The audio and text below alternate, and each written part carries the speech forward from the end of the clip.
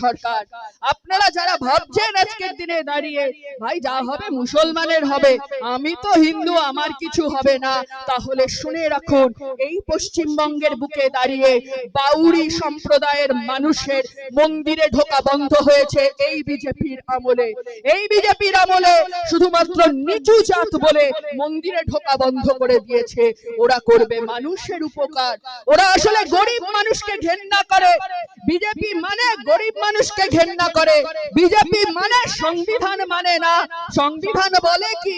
সংবিধান বলে পরিষ্কার করে একজন বিধায়ক শুধু ধর্মগুরুর বা ধর্ম বা সংখ্যালঘুর বা সংখ্যাগুরুর তারা হচ্ছেন এমএলএ হন না।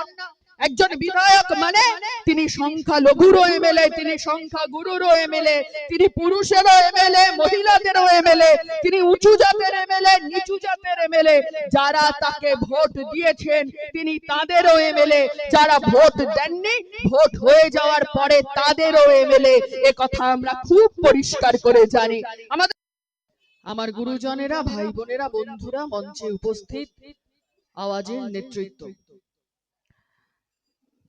আজকে এখানে আসার সময় টোটো করে যখন আসছিলাম, নুরুলদা বললেন না বলার সময় একটা ছাদের নিচে মাজার আর মন্দির, গোটা পশ্চিমবঙ্গ জুড়ে, গোটা ভারতবর্ষ জুড়ে আসলে এরকম একই ছাদের তলায় একই দেওয়াল শেয়ার করে এরকম বহু জায়গায় এক মানে বিভিন্ন ধর্মের ধর্মস্থান একসঙ্গে রয়েছে।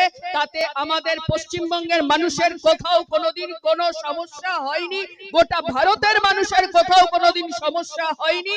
সমস্যা যদি হয়ে থাকে, সমস্যা হয়েছে তাহলে বিজেপির লোকেদের, যারা ধর্ম নিয়ে ব্যবসা করে তাদের সমস্যা হয়ে এসেছে চিরকাল। আমরা দেখলাম আমাদের গোটা ভারত জুড়ে বিজেপি ক্ষমতায় আসার পর থেকে আমরা দেখলাম খাবার নিয়ে মাতামাতি শুরু হলো। বললো 8 লাখের নাকি বাড়ির ফ্রিজে মাংস আছে তাই পিটিয়ে মেরে ফেলা হলো। কিসের মাংস আছে? না গরুর মাংস আছে। কারণ গরু মা, তাহলে হচ্ছে গরুর মাংস খাওয়া যাবে না। আমি কারোর মানে ধর্মীয় অনুভূতিকে আঘাত করতে চাইছি না, কিন্তু একটা কথা ভেবে বলুন তো একবার, একটা কথা ভেবে বলুন তো একবার, গোটা ভারতবর্ষ জুড়ে এই যে আমাদের পশ্চিমবঙ্গে এসে ওরা বলল, ক্ষমতায় আসার পরে বলল যে গরুর জবাই করা যাবে না, গরু জবাই করা যাবে না। আমি আইন কানুনে পরে আসলাম। আচ্ছা বলুন তো তাহলে ভারতবর্ষ কি করে গোটা পৃথিবীতে বিফ এক্সপোর্টে, গরুর মাংস রপ্তানিতে দ্বিতীয় স্থান অধিকার করে বসে আছে? বলুন তো বিজেপির আমলে এটা কি করে সম্ভব হয়েছে? তাহলে কেন বললো এখানে এসে কুরবানিতে গরু ব্যবহার করা যাবে না? এখানে এলাকাগুলোতে পাড়ায় পাড়ায় কি অবস্থা হয়েছে, ঘোষপাড়াগুলোতে আপনারা আমার থেকে বেশি ভালো জানেন। গরু কি করে নিয়ে এখন তারা কিভাবে পালবেন, কি করে খরচ ওঠাবেন, হাহাকার পড়ে গেছিল বাড়িগুলোতে, আমরা প্রত্যেকে জানি সে কথা। আচ্ছা বলুন, বললেন তো এই কথা, প্রকাশ্য স্থানে বলি দেওয়া যাবে না, প্রকাশ্য স্থানে জবাই করা যাবে না, এই আইনটা নতুন নাকি? এই আইন তো 1950 সালে। তাহলে এতদিন ধরে কোরবানি হয়েছে কি করে? এতদিন ধরে হয়েছে তার কারণ ওই আইনের 12 নম্বর ধারায় বলা আছে, সরকার চাইলে কোন জায়গায় দাঁড়িয়ে এটার ব্যতিক্রম করতে পারে, কোন ধর্মীয় উৎসবকে সামনে রেখে ব্যতিক্রম করতে পারে। একথা বলা হয়েছে খুব পরিষ্কার করে, একথা বলা হয়েছে। এবং এই আইনের জোরেই আসলে এতদিন ধরে এই কোরবানির কাজ চলছিল, এই আমরা জানি। কিন্তু তারপর এখন তো বিজেপির সরকার এসছে, তারা এখন শুধু হিন্দু হিন্দু হিন্দু হিন্দু করে যাচ্ছে, যেন হিন্দু ধর্মের মানুষজন খুব ভালো আছে। এখানে যে কজন হিন্দু মানুষ আছেন আমার কথা শুনতে পাচ্ছেন, বা আপনাদের পরিচিত যারা আছেন, তাদেরকে কি একবার জিজ্ঞাসা করে দেখুন না, একবার একটুখানি তাদেরকে জিজ্ঞাসা করে দেখুন যে তারা 450 টাকায় গ্যাস পাচ্ছে কি পাচ্ছে না। এই তৃণমূল কংগ্রেসের সরকার যখন চলে যাচ্ছে তখন শুভেন্দু অধিকারী বড় বড় করে বলেছিল এই কথা, বলেছিল যে আমি সরকারে আসি 450 টাকায় গ্যাস দেব। এখন হিন্দুরা 450 টাকায় গ্যাস পাচ্ছে আর মুসলমানেরা কি 1000 টাকা দিয়ে গ্যাস কিনছে নাকি? ঘটনাটা এরকম নাকি? নাকি আসলে আজকে দাঁড়িয়ে গ্যাসের দাম বেড়েছে, হিন্দু মুসলমান সবার জন্য গ্যাসের দাম বেড়েছে। এই যে পেট্রোল, গাড়িতে পেট্রোল চলে, ওই পেট্রোলে এখন কি অবস্থা? পেট্রোলে এখন ইথানল মেশানো হয়। এখন এই যে পেট্রোলে ইথানল মেশানো হয়, ইথানল মেশানোর ফলে এই যারা মোটরসাইকেল চালান তারা জানেন, যে মোটরসাইকেল যারা চালান তারা জানেন যে ইথানল মেশানোর ফলে আসলে ইথানল মেশানোর ফলে গাড়িগুলোর মাইলেজ কমছে। আর গাড়িগুলোর মাইলেজ কমছে মানে গাড়ির কোম্পানির লাভ হবে, গাড়ির কোম্পানির লাভ হবে। শুধু কি গাড়ির কোম্পানির লাভ নাকি? আপনার মোটরসাইকেলটা তাড়াতাড়ি খারাপ হয়ে গেলে শুধু গাড়ির কোম্পানির লাভ হবে নাকি? না, শুধু গাড়ির কোম্পানির লাভ হবে না। কত বড় ব্যবসায়ী ভাবুন, কত বড় ব্যবসায়ী। ওখানে মন্ত্রীর ছেলে, নীতিন গডকরির ছেলে, বিজেপির বড় নেতা, তার ছেলে আসলে ইথানল তৈরির ফ্যাক্টরি খুলেছে।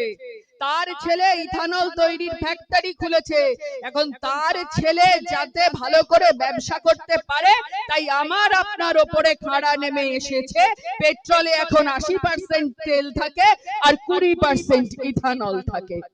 আমাদের গোটা দেশ জুড়ে ওরা এই ধরনের এতটা এরকম কাজ করে চলেছে, মানুষের বিরোধী কাজ, জনবিরোধী কাজ করে চলেছে। আজকে এত বেশি পরিমাণে গোটা দেশের মানুষ খেপছে। এই কটা দিন আগে আমরা দেখেছিলাম যে দিল্লিতে গোটা ভারতবর্ষের ছেলে মেয়েরা গিয়ে হাজির হয়েছে, বলছে যে ধর্মেন্দ্র প্রধানকে পদত্যাগ করতে হবে। কেন ধর্মেন্দ্র প্রধানকে পদত্যাগ করতে হবে?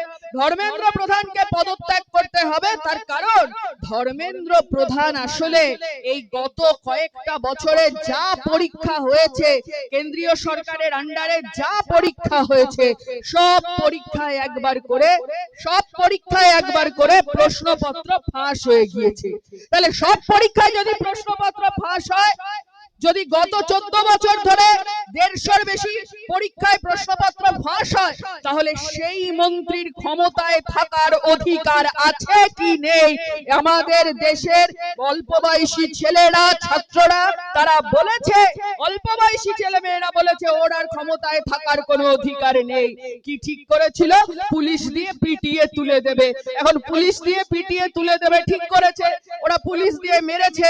তার প্রতিবাদে পরের দিন থেকে গোটা রাজ্য জুড়ে, গোটা দেশ জুড়ে বিভিন্ন রাজ্যে প্রতিবাদের মিছিল শুরু হয়েছে।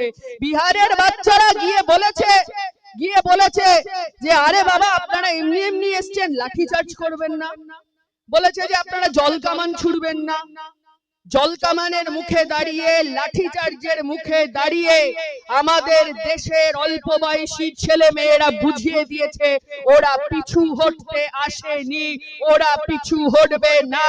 নরেন্দ্র মোদী আর অমিত শাহ বাধ্য হয়েছে ধর্মেন্দ্র প্রধানকে কথা বলতে যে ধর্মেন্দ্র প্রধানকে পদত্যাগ করতে হবে। ধর্মেন্দ্র প্রধান পদত্যাগ করেছে, বাধ্য হয়েছে। আর তারপর আমরা কি দেখলাম? আমাদের এই রাজ্যের বুকে দাঁড়িয়ে চৌঠা মের পর থেকে একটা অদ্ভুত রাজনীতি শুরু হয়েছে। চৌঠা মের পর থেকে আসলে গোটা পশ্চিমবঙ্গের বিধানসভায় বিরোধী কতজন এমএলএ রয়েছে? বিরোধী রয়েছে মাত্র 2 জন এমএলএ। মাত্র 2 জন এমএলএ রয়েছে বিরোধী। একজন ডোমকলের বিধায়ক, নাম মুস্তাফিজুর রহমান রানা, আর আরেকজন হচ্ছে এই ভাঙড়ের বিধায়ক নওশাদ সিদ্দিকী। এছাড়া আর কোন বিরোধী দলের বিধায়ক নেই।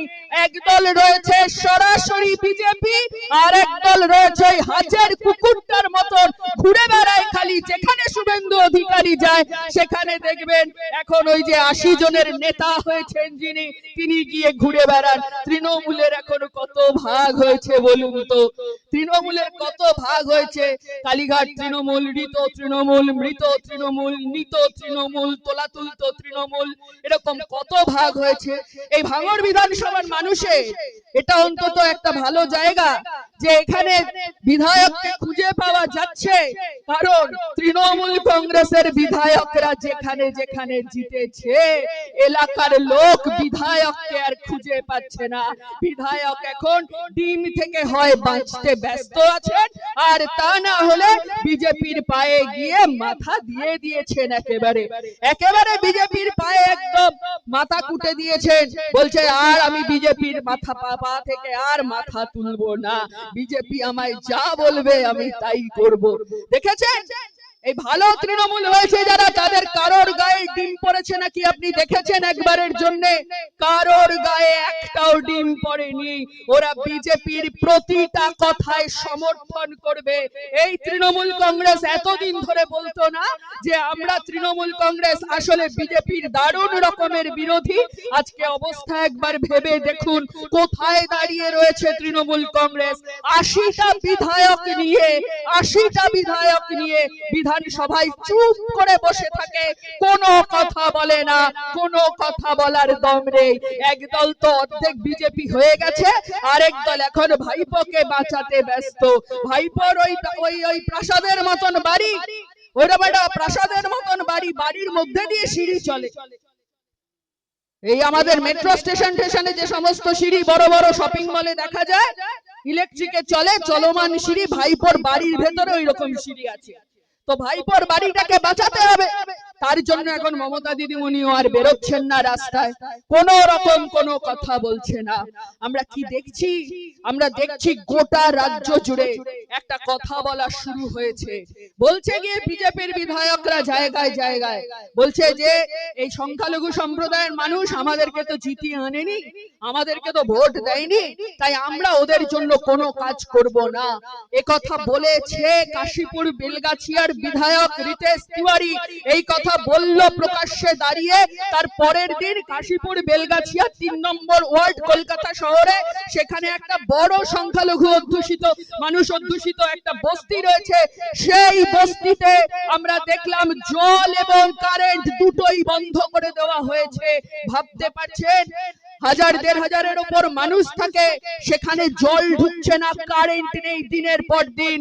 গঙ্গার জল সেটা নোংরা হয়ে গেছে ওখানটাতে, ওই জল পান করতে তারা বাধ্য থাকছেন, আর দূর দূর থেকে জল নিয়ে আসছেন। ওখানে যারা রয়েছে বামপন্থীরা, তারা মাঝে মাঝে গিয়ে নিজেদের সাধ্য অনুযায়ী তারা গিয়ে জল পৌঁছে দিচ্ছেন। সপ্তাহে 2-3 বার তারা জল পৌঁছে দিচ্ছেন।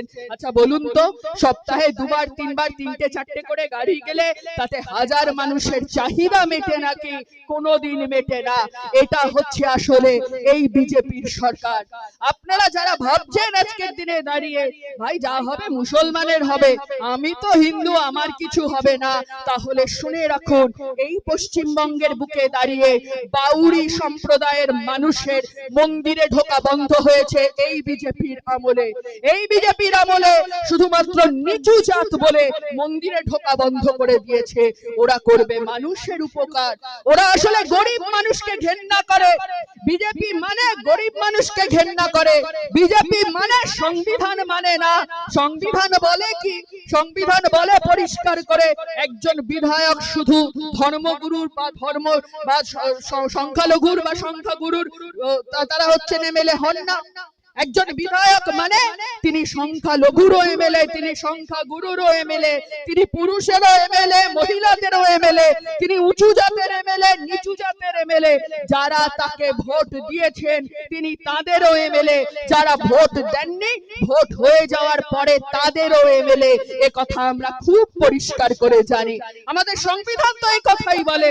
দেখুন বিজেপির লোকেরা আজকে ঘুরে ঘুরে ঘুরে ঘুরে অন্য কথা বলে বেড়াচ্ছে। এই যে আজকে ওরা আমাদেরকে বামপন্থীদেরকে দেখলে পরেই বলে, পরিষ্কার বলে বামপন্থীরা নাকি দেশদ্রোহী। ওরা কাদেরকে দেশপ্রেম শেখাতে এসছে আজকে বলুন তো? অগাস্ট মাস কয়েকটা দিন আগে 79 বছর হয়ে গেছে আমাদের ভারতবর্ষের স্বাধীনতার। ভারতবর্ষের স্বাধীনতা এবার 80 বছরে পা দিয়ে দিয়েছে।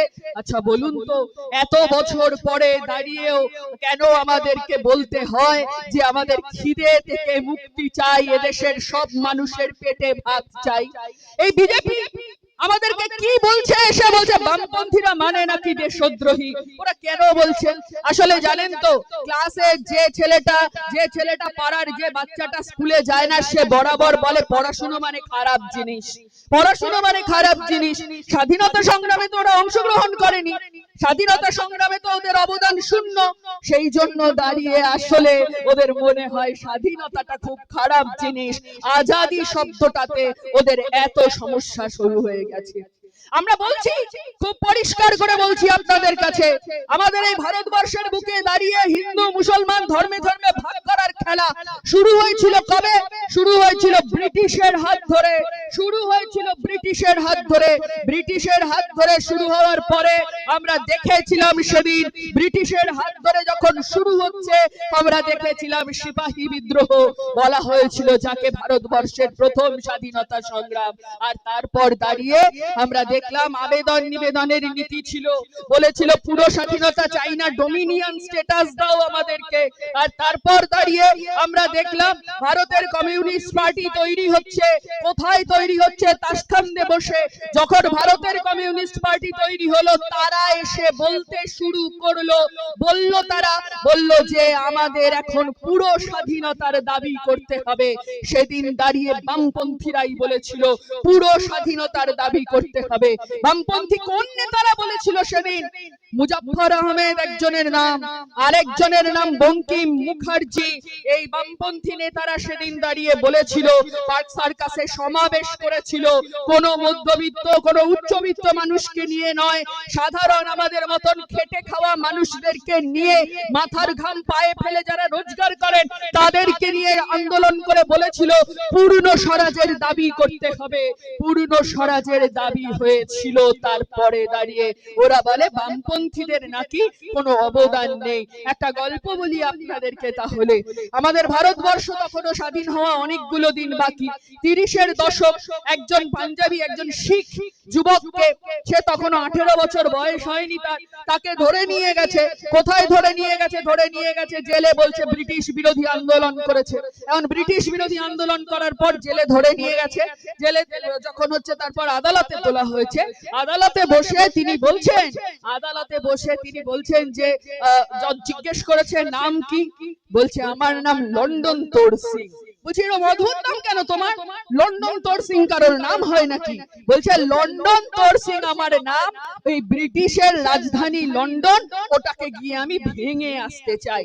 এখন লন্ডন তোর সিং নাম হয়েছে। লন্ডন তোর সিং কে বলেছে ঠিক আছে, বয়স তো 18 হয়নি, তাহলে 2 বছরের জেল।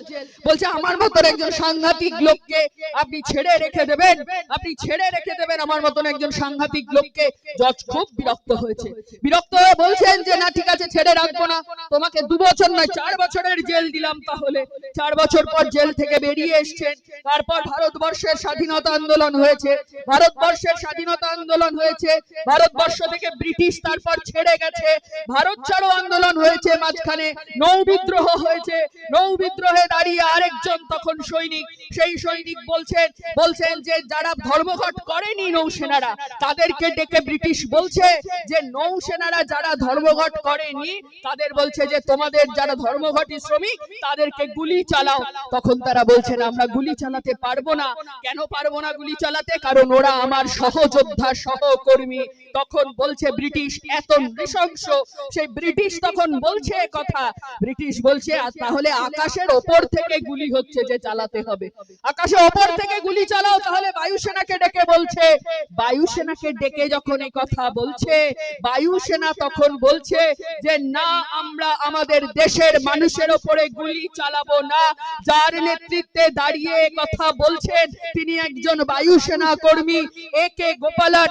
আমি আগের যার নাম বললাম লন্ডন তোর সিং, ওই লন্ডন তোর সিং নিজের জন্মদিন জানতেন না, বলেছিলেন ভগৎ সিং এর ফাঁসির দিনটা আমার জন্মদিন, 23শে মার্চ নিজের জন্মদিন পালন করতেন। লন্ডন তোর সিং এর আসল নাম হচ্ছে হরকিষেণ সিং সুরজিৎ। আর তারপর দাঁড়িয়ে আমরা জানি একে গোপালন, হরকিষেণ সিং সুরজিৎরা এদেশের বামপন্থী আন্দোলনের অগ্রণী সৈনিকদের নাম। কাদের কথা বলছেন? কি উল্টো পাল্টা কথা প্রত্যেক দিন ওরা রটিয়ে যাচ্ছে। প্রতিদিন এমন সব কথা বলে, প্রতিদিন এমন মিথ্যাচার করে।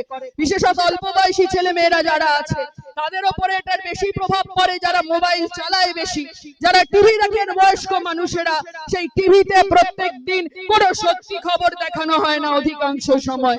ওদের ওই কি একটা চ্যানেল রয়েছে রিপাবলিক না কি নাম, সেই রিপাবলিক না কি নাম একটা চ্যানেল, সেই চ্যানেলটাতে প্রতিদিন নিয়ম করে আসলে সাম্প্রদায়িক উস্কানি ছড়ানো হয়, প্রত্যেকটা দিন ছড়ানো হয়।